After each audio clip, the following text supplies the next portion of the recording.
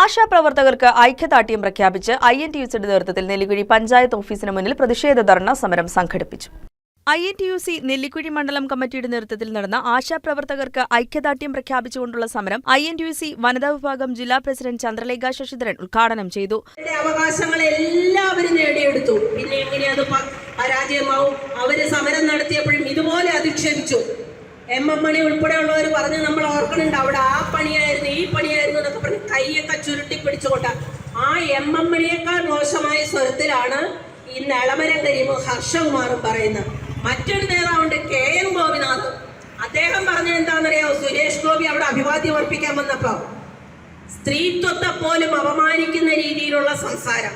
ഞങ്ങൾക്കും ആത്മാഭിമാനമുണ്ട്. പാവപ്പെട്ട സ്ത്രീകളായ ആശാവർക്കർമാരായ ഞങ്ങൾക്കും ആത്മാഭിമാനമുണ്ട്. ഇതുപോലുള്ള അനാവശ്യ കാര്യങ്ങൾക്ക് വേണ്ടിയല്ല ഒരിക്കലും ആശാവർക്കർമാർ നിരത്തിൽ ഇറങ്ങുന്നത്.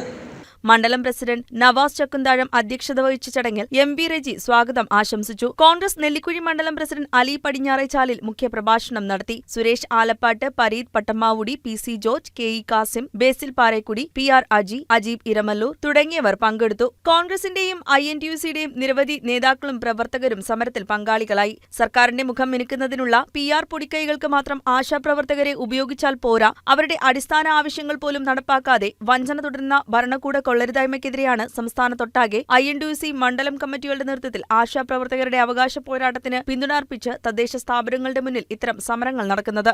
News desk KCV news.